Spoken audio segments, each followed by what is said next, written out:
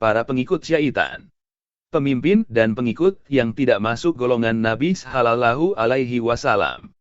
Dalam diri manusia ada 4 sifat. 3 dari 4 sifat itu berpotensi untuk mencelakakan manusia, dan 1 berpotensi mengantarkan manusia menuju pintu kebahagiaan. Pertama, sifat syaitaniyah. Sifat identiknya adalah kecemburuan, hasad dan dengki, saling iri dan menjatuhkan. Pekerjaan dan targetnya bagaimana membuat jalan yang menyesatkan, menjerumuskan dan menjatuhkan pada jalan kenistaan, membasmi dan menghilangkan sifat kemanusiaan dan martabat anak Adam yang dimuliakan.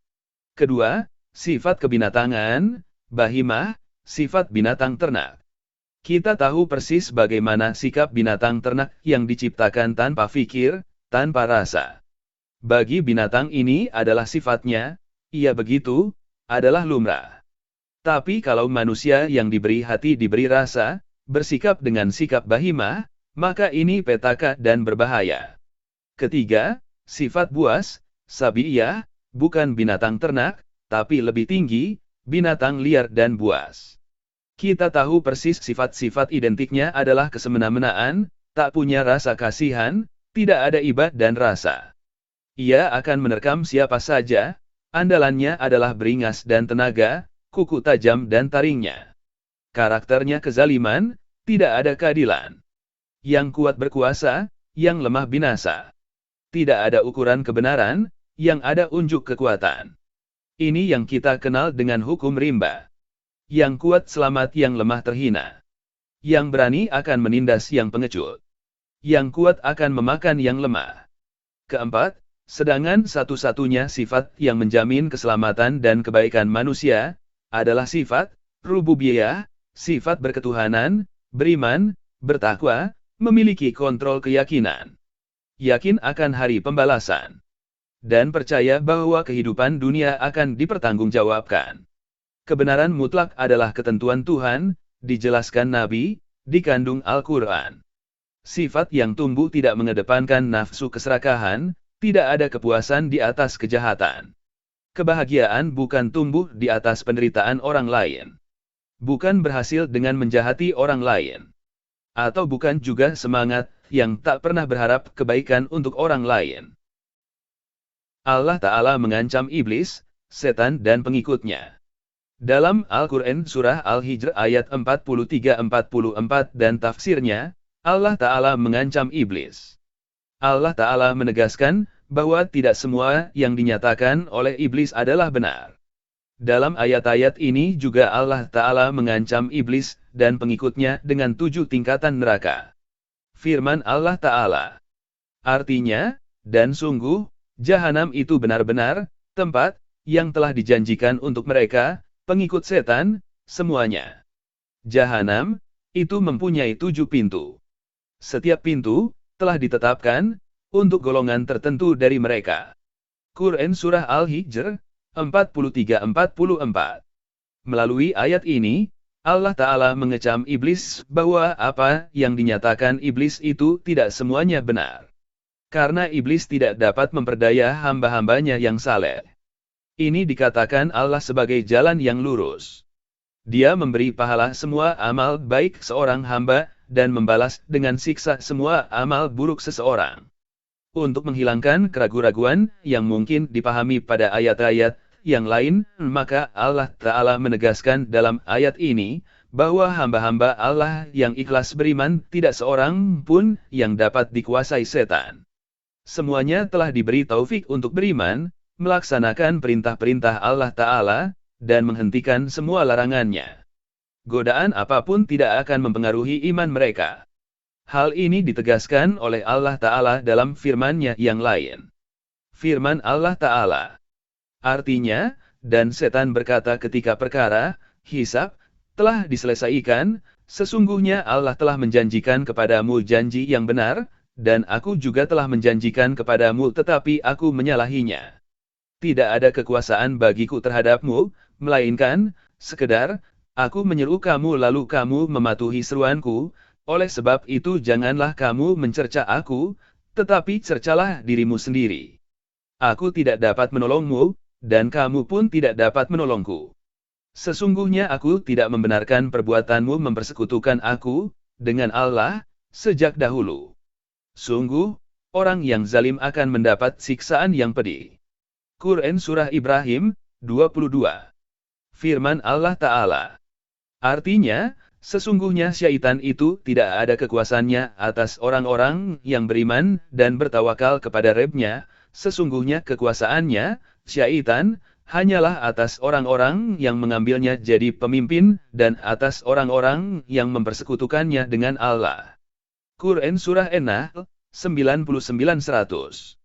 Kemudian Allah Ta'ala mengancam setan dan pengikut-pengikutnya dengan neraka jahanam sebagai pembalasan bagi segala macam kejahatan yang pernah mereka perbuat. Allah Ta'ala menerangkan keadaan neraka yang akan didiami oleh orang-orang yang sesat, yaitu terdiri atas 7 tingkat. Tiap-tiap tingkat didiami oleh orang-orang yang dosa, dan hukumannya sesuai dengan tingkat kejahatan yang telah mereka perbuat. Menurut Ibnu Juraij, neraka itu 7 tingkat, pertama jahanam, kedua ladha, ketiga huthamah, keempat sair, kelima sakar, keenam jahim, dan ketujuh hawiyah. Masing-masing tingkat ditempati sesuai dengan kadar dosa mereka. Dari ayat-ayat ini dapat dipahami bahwa manusia mempunyai 2 macam sifat yang menonjol. Pertama, mempunyai sifat yang suka mengikuti hawa nafsu dan terpengaruh oleh kehidupan dunia, dengan segala macam kenikmatan hidup yang memesona dirinya. Mereka inilah orang-orang musyrik yang mudah dipengaruhi setan. Kedua, manusia yang mempunyai sifat percaya kepada Allah Ta'ala dan Rasul, jiwanya bersih dan mulia, hubungannya dengan Allah sangat dekat, dan suka kepada kebaikan. Golongan ini tidak dapat dipengaruhi oleh setan karena hati mereka telah cenderung kepada Allah Ta'ala. Pemimpin dan pengikut yang tidak masuk golongan Nabi Shallallahu Alaihi Wasallam. Muslim diperingatkan tak jadi bagian kelompok yang mencintai pemimpin zalim. Dari Ka'ab bin Ujrah, diriwayatkan, ia berkata, Rasulullah Shallallahu Alaihi Wasallam menghampiri kami berjumlah 9, 5, dan 4. Salah satu bilangan, kelompok, dari Arab sementara yang lain dari Ajam. Beliau bersabda, dengarkan, apa kalian telah mendengar bahwa sepeninggalku nanti akan ada pemimpin-pemimpin, barang siapa yang memasuki, berpihak kepada, mereka lalu membenarkan kedustaan mereka serta menolong kezaliman mereka, ia tidak termasuk golonganku dan tidak akan mendatangi telagaku.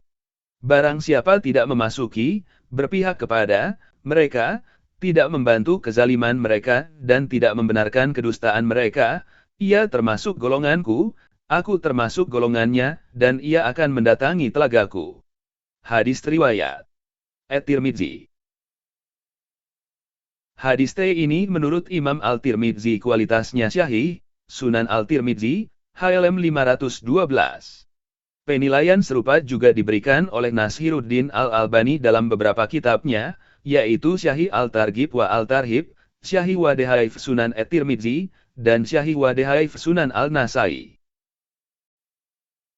Dari aspek matan menurut para ulama, hadis tersebut mengandung peringatan kepada umat Islam agar tidak menjadi bagian dari kelompok yang mencintai dan mendukung pemimpin yang zalim. Al-Baghawi, Syarh Al-Sunnah, Vol 8, HLM 8. Nabi Muhammad mengancam kelompok yang seperti ini dengan tidak menganggap mereka sebagai golongannya. Oleh karena itu, yang seharusnya dilakukan oleh umat Islam ketika melihat pemimpin yang berlaku zalim adalah menasehati, menegur atau memberi peringatan kepadanya, bukan malah membelah mati-matian dan membenarkan segala hal yang dilakukan oleh pemimpin tersebut. Namun demikian, yang juga perlu diperhatikan adalah bahwa dalam rangka nahi munkar kepada pemimpin yang zalim itu juga harus dengan cara yang ma'ruf, baik, bijaksana, adil, proporsional dan tidak melanggar ketentuan, baik agama maupun negara. Hal ini sesuai dengan hadis Nabi Shallallahu Alaihi Wasallam. Dari Abu Sa'id Al-Khudri, diriwayatkan, ia berkata, Rasulullah Shallallahu Alaihi Wasallam bersabda, jihad yang paling utama adalah mengutarakan perkataan yang adil di depan penguasa atau pemimpin yang zalim. Hadis riwayat Abu Dawud, At-Tirmidzi, Ibnu Majah dan Ahmad. Mungkin tidak semua umat Islam dapat atau berani menegur dan menasehati pemimpin yang zalim secara langsung. Namun bukan berarti kemudian umat Islam pasrah atau malah membenarkan kezaliman yang dilakukan oleh pemimpin tersebut. Dalam hal ini, Rasulullah memberikan arahan bahwa ketika melihat suatu kemunkaran terjadi umat Islam hendaknya berusaha mengubahnya sesuai kemampuan. Hadis Nabi Shallallahu Alaihi Wasallam. Dari Abu Sa'id, diriwayatkan, ia berkata, saya mendengar Rasulullah Shallallahu Alaihi Wasallam bersabda, barang siapa yang melihat kemunkaran, maka ubahlah dengan tangannya. Jika tidak mampu, maka ubahlah dengan lisannya. Jika tidak mampu, maka ubahlah dengan hatinya. Dan yang demikian itu adalah selemah-lemahnya iman. Hadis riwayat Al-Nasai, Muslim, Ibnu Majah, At-Tirmidzi, dan lain-lain.